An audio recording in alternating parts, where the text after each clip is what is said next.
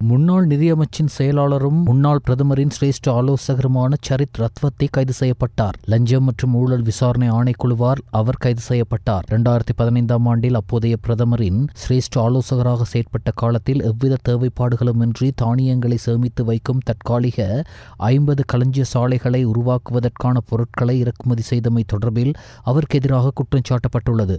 இதன் மூலம் அரசாங்கத்திற்கு 9,96,79,799 ரூபாய் நட்டத்தை ஏற்படுத்தியமை தொடர்பில் அவர் இன்று காலை 8:25 மணியளவில் லஞ்சம் மற்றும் ஊழல் விசாரணை ஆணைக்குழுவினால் கைது செய்யப்பட்டார். அம்பலாங்குடை நகரசபை வளாகத்தில் இன்று காலை நடத்தப்பட்ட துப்பாக்கி சூட்டில் ஒருவர் பலியாகியுள்ளார். பலபிட்டிய வைத்தியசாலையில் அனுமதிக்கப்பட்ட குறித்த நபர் சிகிச்சை பலனின்றி உயிரிழந்ததாக தெரிவிக்கப்படுகின்றது. உயிரிழந்தவர் மோதிர தேவாலய குழுவின் தலைவரான 56 வயதுடைய கராந்தனிய சுத்தாவின் மைத்துனரான வருசவிதான மிலாந்த என அடையாளம் காணப்பட்டதாக போலீசார் தெரிவித்துள்ளனர். காரொன்றில் பிரவேசித்த சிலர் இன்று காலை அம்பலங்குடை நகரசபையின் பிரதான நூலகத்திற்கு முன்பாக இந்த துப்பாக்கி சூடை நடத்திவிட்டு தப்பி சென்றிருந்தனர். இதேவேளை சந்தேக நபர்கள் தப்பி சென்ற கார் தற்போது கண்டுபிடிக்கப்பட்டுள்ளது. கராந்தனிய எகொடவெல சந்தையில் சந்தேக நபர்களால் கைவிடப்பட்ட நிலையில் குறித்த கார் கண்டுபிடிக்கப்பட்டுள்ளதாக போலீசார் தெரிவித்தனர். துப்பாக்கி சூடு நடத்தியவர்கள் துப்பாக்கி சூடு நடத்தியதன் பின்னர் பெங்வல எகொடவெல வழியாக பயணித்திருக்கலாம் என்று போலீசார் சந்தேகிக்கின்றனர். சம்பவம் தொடர்பில் 4 போலீஸ் குழுக்கள் விசாரணைகளில் ஈடுபட்டுள்ளதாக தெரிவிக்கப்படுகின்றது. எதிர்க்கட்சித் தலைவர் சஜித் பிரேமதாச புதுடெல்லியில் இந்திய நிதியமைச்சர் நிர்மலா சீதாராமனை சந்தித்தார். இந்திய விஜயத்தின் மற்றொரு முக்கியமான நாளான இன்று இருதரப்பு பொருளாதார ஒத்துழைப்பு மற்றும் பிராந்திய ஒருமைப்பாடு என்பனவற்றை ஆழப்படுத்துதல் தொடர்பில் கலந்துரையாடும் பொருட்டு புதுடெல்லியில் அமைந்துள்ள நிதியமைச்சில் இந்திய நிதியமைச்சர் நிர்மலா சீதாராமனை சந்தித்து கலந்துரையாடினார். இங்கு இந்திய நிதியமைச்சர் இலங்கையின் இயற்கை அருட்கொடைகள் மற்றும் மனித திறமைகள் தொடர்பில் பாராட்டி தனது பேச்சை ஆரம்பித்த அவர் இந்தியாவின் மாறிவரும் பொருளாதாரத்துடன் நெருக்கமாக ஈடுபடுவதன் மூலம் இந்த விடயங்களை கட்டியெழுப்புவதன் முக்கியத்துவம் தொடர்பில் பிரஸ்தாபித்தார். அவ்வாறே இந்தியா போன்ற பெரிய சந்தை வாய்ப்புகளை அணுகுவதன் மூலம் இலங்கையின் தொழிற்துறையை வேகமாக முன்னேற்றம் காண செய்ய முடியும் என்று குறிப்பிட்ட அவர் வலுவான உள்நாட்டு தொழிற்துறைகள் மூலம் இலங்கையின் பொருளாதார இறையாண்மையை மேம்படுத்திக் கொள்ள முடியும் என்றும் அவர் சுட்டிக்காட்டினார். இலங்கைக்கு விஜயம் செய்துள்ள வத்திக்கானின் நாடுகள் மற்றும் சர்வதேச அமைப்புகளுடனான உறவுகளுக்கான வெளியுறவு அமைச்சர் பேராயர் பால் ரிச்சர்ட் கல்லகர் பிரதமர் கலாநிதி ஹரணி அமரசூரியவை அலரி மாளிகையில் சந்தித்து கலந்துரையாடியுள்ளார். வத்திக்கான் வெளியுறவு அமைச்சர் உள்ளிட்ட தூதுக்குழுவில் கொழும்பில் உள்ள புனித பேரார் தூதரகத்தின் பொறுப்பாளர் மான்சிக்னார் ரொபர்டோ லுச்சினி மற்றும் புனித பேராயர் வெளியுறவு செயலகத்தின் 2வது செயலாளர் மான்சிங்யோர் டாமிஸ்லெக் லுபெக் ஆகியோர் இடம்பெற்றிருந்தனர். கடந்த அக்டோபர் மாதத்தில் 1,65,193 சுற்றுலா பயணிகள் இலங்கைக்கு வந்துள்ளதாக இலங்கை சுற்றுலா அபிவிருத்தி அதிகார சபை தெரிவித்துள்ளது. இது 2024 ஆண்டுடன் ஒப்பிடுகையில் 21.5% அதிகரிப்பாகும் என அந்த அதிகார சபை வெளியிட்டுள்ள தரவுகளில் தெரிவிக்கப்பட்டுள்ளது. இதற்கமைய இந்தியாவிலிருந்து 48,113 சுற்றுலா பயணிகள் இலங்கை வந்துள்ளனர். முன்னாள் அமைச்சர் பேராசிரியர் ஜிஎல் பீரிஸின் இல்லத்தில் நேற்று திங்கட்கிழமை மாலை 6 மணிக்கு எதிர்க்கட்சிகளின் தலைவர்கள் மற்றும் பல்வேறு கட்சிகளின் பிரதிநிதிகள் பலரும் கலந்து கொள்ளும் விசேட சந்திப்புக்கு அழைப்பு விடுக்கப்பட்டிருந்தது. நாராயண்பேட்டை கிருள வீதியில் உள்ள பேராசிரியரின் இல்லத்தில் நடைபெற்ற இந்த கலந்துரையாடலில் சமகால அரசியல் நிலைமை மற்றும் புதிதாக எழுந்துள்ள முக்கிய அரசியல் விவகாரங்கள் குறித்து விரிவாக கலந்துரையாடப்படவிருந்ததாக தெரிவிக்கப்பட்டது. விசேடமாக எதிர்வரும் 21ஆம் தேதி நுகைகொடையில் கூட்டு எதிரணியால் ஏற்பாடு செய்யப்பட்டுள்ள ஜனஹண்ட மாபெரும் மக்கள் குரல் பேரணியில் பங்கேற்பது மற்றும் அதனை வெற்றிகரமாக ஏற்பாடு செய்வது தொடர்பாகவும் இந்த கூட்டத்தில் விரிவாக கலந்துரையாடப்பட்டதாக இந்த சந்திப்பில் பங்கேற்றிருந்த எதிர்க்கட்சியின் முக்கிய பிரமுகர் ஒருவர் உறுதிப்படுத்தினார். எதிர்க்கட்சிகள் இந்த ஒருங்கிணைந்த நகர்வு தற்போதைய அரசியல் சூழலில் அவர்களின் அடுத்த கட்ட நகர்வுகளை தீர்மானிக்கும் முக்கிய களமாக அமையக்கூடும் என அரசியல் விமர்சகர்கள் குறிப்பிடுகின்றனர். கடற்றொழில் நீரியல் மற்றும் கடல் வளங்கள் அமைச்சர் ராமலிங்கம் சந்திரசேகரனுக்கும் இலங்கை சவுதி அரேபிய தூதுவர் காலித் பின் ஹமூத் அல் காதானி ஆகியோருக்கும் இடையிலே சந்திப்பு ஒன்று இடம்பெற்றுள்ளது. கடற்றொழில் அமைச்சில் இடம்பெற்ற இந்த சந்திப்பின் போது இலங்கை அரசாங்கத்துடன் இணைந்து கடற்றொழில் மற்றும் மீன்வளத்துறைகளை நவீனமயப்படுத்தல் நோக்கில் தொழில்நுட்ப ஒத்துழைப்பு, முதலீட்டு விரிவாக்கல் மற்றும் அறிவு பரிமாற்றம் போன்ற துறைகளை வலுப்படுத்த சவுதி அரேபியா முன்வந்துள்ளது. கல்வி பொதுத்தராதர உயர்தர பரீட்சை இம்மாதம் 10ஆம் திகதி முதல் டிசம்பர் மாதம் 5ஆம் திகதி வரை இடம்பெறவுள்ளதாக பரீட்சைகள் ஆணையாளர் நாயகம் AKS இந்திகா குமார லியனகி தெரிவித்துள்ளார். அதன்படி நாடு முழுவதும் உள்ள 2362 பரீட்சை நிலையங்களில் உயர்தர பரீட்சையை நடத்துவதற்கான அனைத்து ஏற்பாடுகளும் தற்போது தயார் செய்யப்பட்டுள்ளதாக தெரிவிக்கப்படுகிறது. இம்முறை பரீட்சைக்காக பாடசாலை விண்ணப்பதாரர்கள் 2,46,521 பேரும் தனிப்பட்ட விண்ணப்பதாரர்கள் 94,004 பேரும் உட்பட மொத்தமாக 3,40,525 விண்ணப்பதாரர்கள் தோற்றவுள்ளனர். அத்துடன் இம்முறை உயர்தர பரீட்சைக்காக நடத்தப்படும் அனைத்து தனியார் வகுப்புகள், பாடத்திட்டங்கள் தொடர்பான கருத்தரங்குகள், விரிவுரைகள் மற்றும் செயலமர்வுகள் மற்றும் ஊக கேள்வித்தாள்கள் கலந்துரையாடல் உட்பட பரீட்சை தொடர்பான அனைத்து விளம்பர நடவடிக்கைகளும் இன்று நள்ளிரவு 12 மணி முதல் தடை செய்யப்படும் எனவும் பரீட்சைகள் ஆணையாளர் நாயகம் தெரிவித்தார். பாடசாலை நேரத்தை அரை மணி நேரமாக அதிகரிக்கும் தீர்மானத்தை ரத்து செய்ய அரசாங்கத்திற்கு எதிர்வரும் 7ஆம் தேதி வரை கால அவகாசம் வழங்குவதாக ஆசிரியர் அதிபர் தொழிற்சங்க கூட்டணி அறிவித்துள்ளது. குறித்த தீர்மானத்தை மாற்றாவிட்டால் டிசம்பர் முதல் வாரத்தில் நாடளாவிய தொழிற்சங்க நடவடிக்கையில் ஈடுபட தீர்மானித்துள்ளதாகவும் அந்த தொழிற்சங்க கூட்டணி எச்சரிக்கை விடுத்துள்ளது.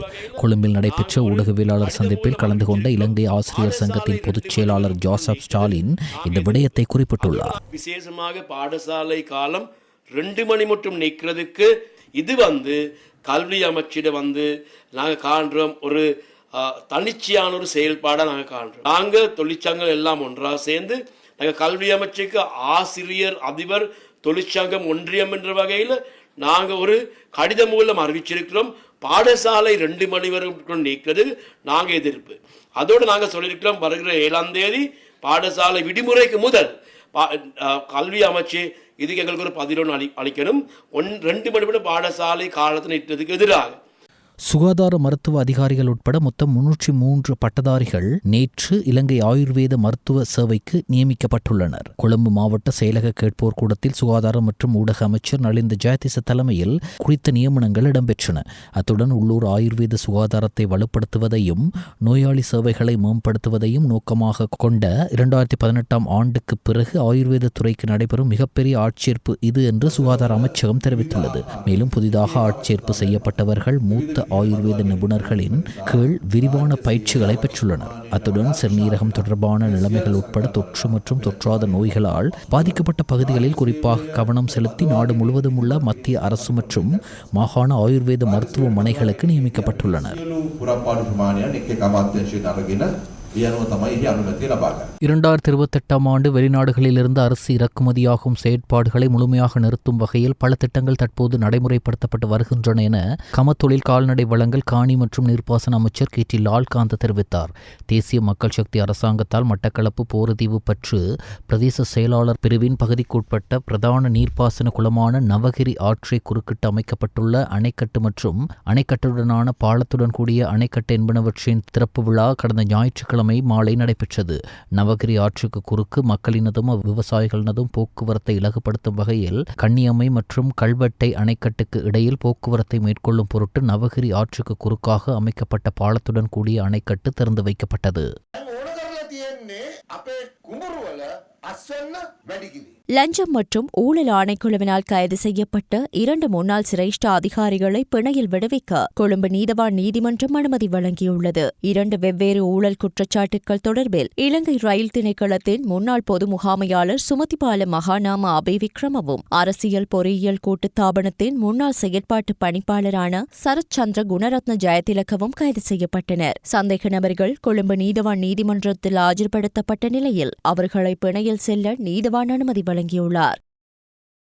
உரிமமின்றி யானையொன்றை வைத்திருந்த குற்றத்திற்காக தண்டனை பெற்று சிறையில் இருக்கும் அலி ரொஷான் எனப்படும் சமரப்புலிகே நிராஜ் ரொஷானின் பிணை கோரிக்கை மனுவை எதிர்வரும் டிசம்பர் மாதம் 15ஆம் திகதி விசாரணைக்கு எடுத்துக்கொள்ள கொழும்பு மேல் நீதிமன்ற நீதிபதிகள் குழா முன்னிலையில் இந்த மனு அழைக்கப்பட்ட போது சட்டமா அதிபர் சார்பில் ஆஜரான பிரதி சொலிசிட்டர் ஜெனரல் ஜனக பண்டார இந்த பிணை கோரிக்கை மனுவுக்கு எதிரான ஆட்சேபனைகளை தாக்கல் செய்ய அனுமதி கோரினார். அதன்படி இந்த வழக்கிற்கு தொடர்புடைய ஆட்சேபனைகள் ஏதேனும் இருந்தால் அவற்றை இந்த மாதம் 28ஆம் திகதி தாக்கல் செய்யுமாறு நீதிபதிகள் குழாம் உத்தரவிட்டது. அதன் பின்னர் இந்த பிணை மனு மீதான விசாரணை டிசம்பர் மாதம் 15ஆம் திகதி நடைபெறும் என்று நீதிமன்றம் அறிவித்தது.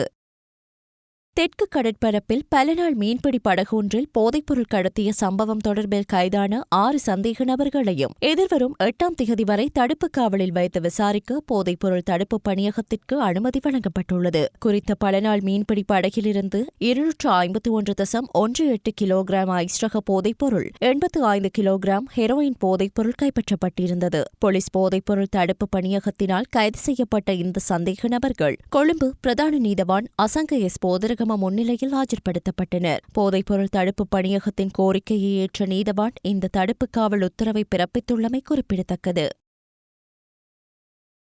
ஹொரணையிலிருந்து மொரகஹீன நோக்கி சென்ற முச்சக்கர வண்டியொன்று திடீரென வீதியில் கவிழ்ந்து அருகில் வந்த காரொன்றுடன் மோதியதில் முச்சக்கர வண்டியின் சாரதி உயிரிழந்துள்ளார். ஹோமாகம பகுதியைச் சேர்ந்த 46 வயதான நபரே இவ்வாறு உயிரிழந்துள்ளார். இதில் பலத்த காயமடைந்த முச்சக்கர வண்டி சாரதி ஹொரண வைத்தியசாலையில் சேர்க்கப்பட்டதன் பின்னர் உயிரிழந்தார். சம்பவம் தொடர்பான மேலதிக விசாரணைகளை போலீசார் மேற்கொண்டு வருகின்றனர்.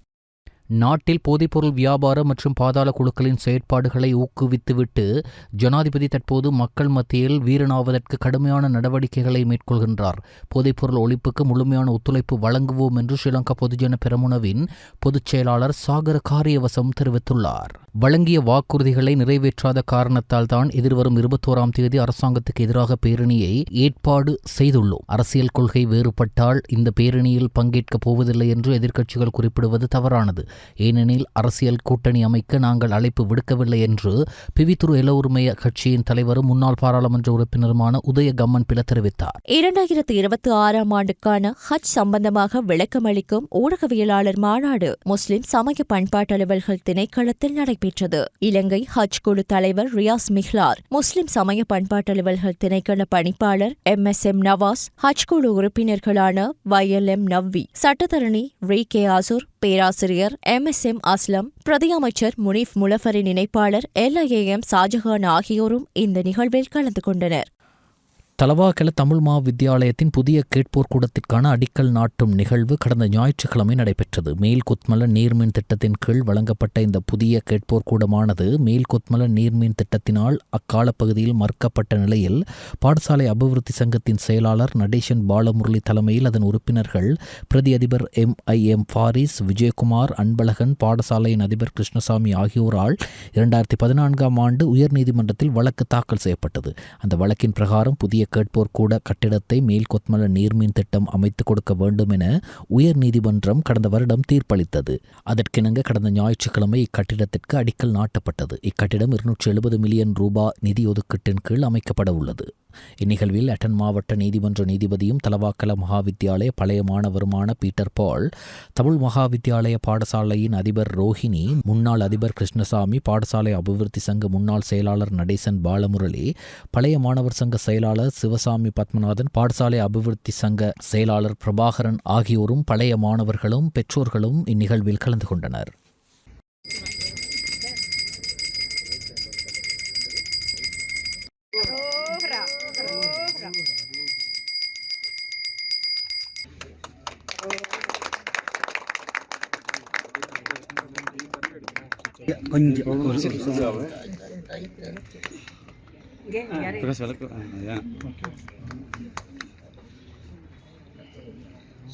யாழ்ப்பாணம் செம்மணி மனித புதைக்குழி பகுதியில் மழைநீர் தேங்கியுள்ளதால் 3ஆம் கட்ட அகழ்வு பணியை அடுத்த வருடம் ஆரம்பத்தில் மேற்கொள்வது என்று தீர்மானிக்கப்பட்டுள்ளது. 3ஆம் கட்ட அகழ்வு பணிக்கான நிதி ஒதுக்கப்பட்டுள்ள நிலையில் பணிகளை முன்னெடுப்பது தொடர்பில் ஆராய்வதற்காக யாழ் நீதவான் S.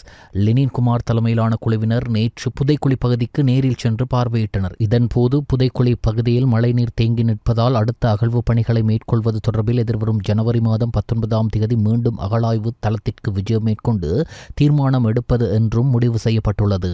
சட்டவிரோத மதுபான நடவடிக்கை தொடர்பில் சந்தேக நபரை கைது செய்ய முயன்ற சிறப்பு படையினர் கடமைகளுக்கு இடையூறு விளைவித்ததற்காக கிளிநொச்சி ராமநாதபுரத்தில் 10 பேர் கைது செய்யப்பட்டுள்ளனர். 16 முதல் 32 வயது வரையிலான 5 ஆண்களும் 26 முதல் 45 வயது வரையிலான 5 பெண்களும் இதில் அடங்குவதாக போலீசார் தெரிவித்துள்ளனர். தப்பியோடிய சந்தேக நபரை தேடும் நடவடிக்கைகள் தொடர்வதாகவும் காயமடைந்த விசேட அதிரடிப்படை அதிகாரிகள் மருத்துவமனையில் அனுமதிக்கப்பட்டுள்ளதாகவும் போலீசார் மேலும் தெரிவித்தனர். உலக சுனாமி விழிப்புணர்வு தினத்தை முன்னிட்டு இலங்கையில் தேர்ந்தெடுக்கப்பட்ட 5 மாவட்டங்களில் நாளைய தினம் இந்திய பெருங்கடல் சுனாமி தயார்நிலை ஒத்திகை நடத்த திட்டமிடப்பட்டுள்ளது. இந்திய பெருங்கடல் சுனாமி எச்சரிக்கை மையத்தின் கீழ் 28 நாடுகளை உள்ளடக்கிய பிராந்திய அமைப்பினால் இந்த ஒத்திகை ஏற்பாடு செய்யப்பட்டுள்ளது. யுனெஸ்கோவின் அதிகாரப்பூர்வ வழிகாட்டுதலின் கீழ் நடத்தப்படும் இந்த ஒத்திகையானது யாழ்ப்பாணம், காலி, மட்டக்களப்பு, களுத்துறை மற்றும் மாத்தறை மாவட்டங்களில் தேர்ந்தெடுக்கப்பட்ட கிராம சேவகர் பிரிவுகளில் நடத்தப்பட உள்ளது. இந்த ஒத்திகையை உண்மையான சுனாமி அச்சுறுத்தல் என கருதி அச்சமடையவோ அல்லது தவறாக புரிந்து கொள்ளவோ வேண்டாம் என அனர்த்த முகாமைத்துவ நிலையம் பொதுமக்களை கேட்டுக்கொண்டுள்ளது. சப்ரகமு, மத்திய ஊவா மற்றும் வடக்கு மாகாணங்களிலும் திருகோணமலை மாவட்டங்களிலும் பிற்பகல் 2 மணிக்கு பிறகு மழை அல்லது இடியுடன் கூடிய மழை பெய்யக்கூடும் என வளிமண்டலவியல் திணைக்களம் எதிர்வு கூறியுள்ளது. அதே நேரம் நாட்டின் ஏனைய பகுதிகளில் சீரான வானிலை நிலவும் எனவும் அந்த திணைக்களம் தெரிவித்துள்ளது. மத்திய மாகாணம் மற்றும் ஊவா மாகாணங்களிலும் அம்பாறை மாவட்டத்திலும் சில இடங்களில் காலை வேளையில் மூடு பனி நிலவக்கூடும். இடியுடன் கூடிய மழை பெய்யும் சந்தர்ப்பங்களில் தற்காலிகமாக பலத்த காற்று மற்றும் மின்னல் தாக்கங்களும் ஏற்படும். எனவே அவ்வாறான சந்தர்ப்பங்களில் ஆபத்துக்களை குறைப்பதற்கு தேவையான முன்னெச்சரிக்கை நடவடிக்கைகளை எடுக்குமாறு பொதுமக்கள் கேட்டுக் கொள்ளப்படுகிறார்கள்.